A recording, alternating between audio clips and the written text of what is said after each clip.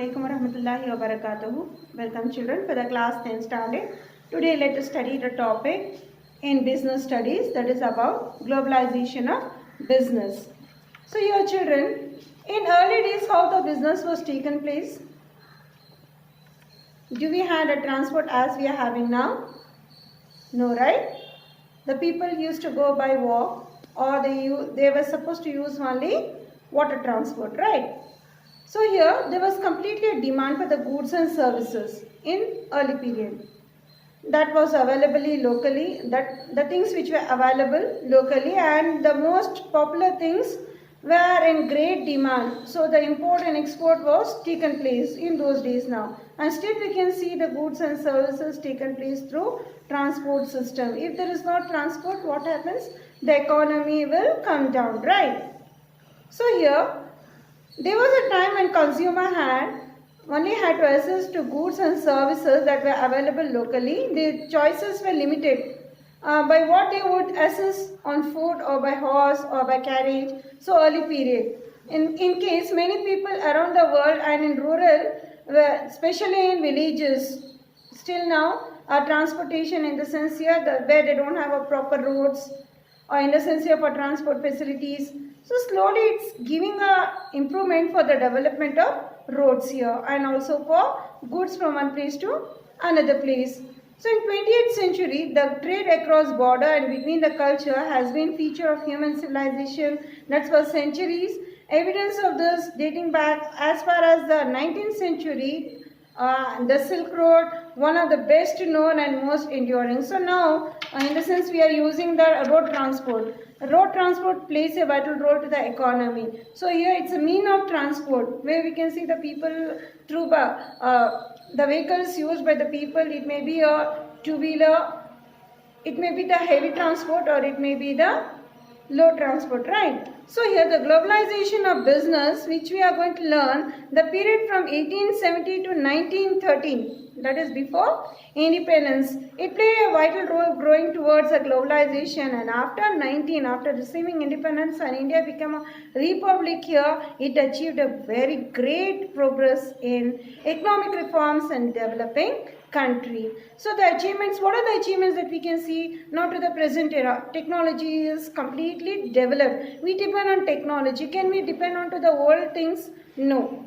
In technology, communication, internet communication, this has made a large business units, global unit, and also the mean of activity in a large business units that confined from one place to another place are spread over the country. So we can see this technology, the trade and the transport and communication. So this not only in India, throughout the world.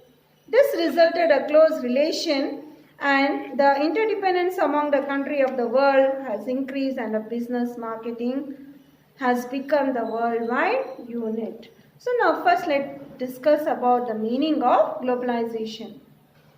The meaning of globalization: International Monetary Fund, IMF, this has defined a globalization, the growing economic interdependence of country worldwide through increasing volume and variety of cross-border transaction in goods and services, and of international capital flow, and also through the more rapid and widespread diffusion of technology is called globalization. So here, in a sense here, the goods moving from one place to another place, transaction, once the goods is being given for the nation, here we take the things which we are in needed, right?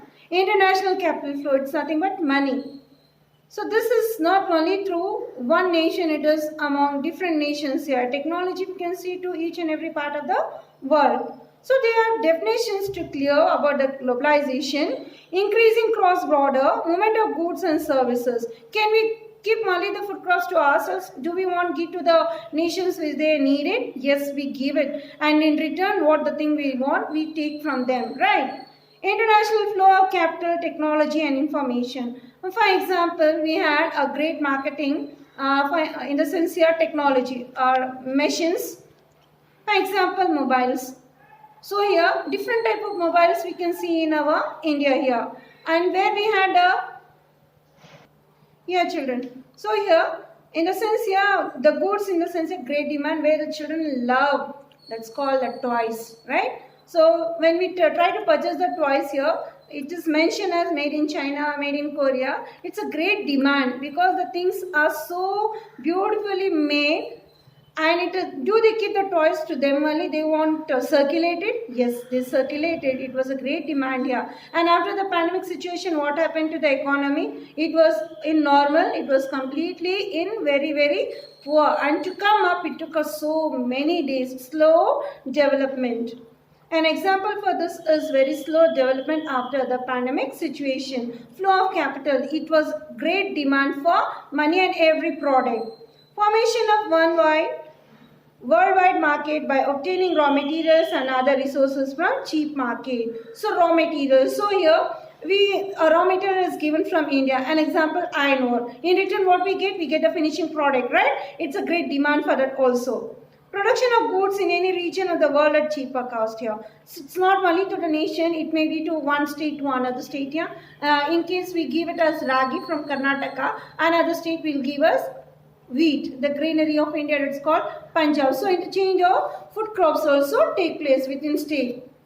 The next is called the factors which include globalization,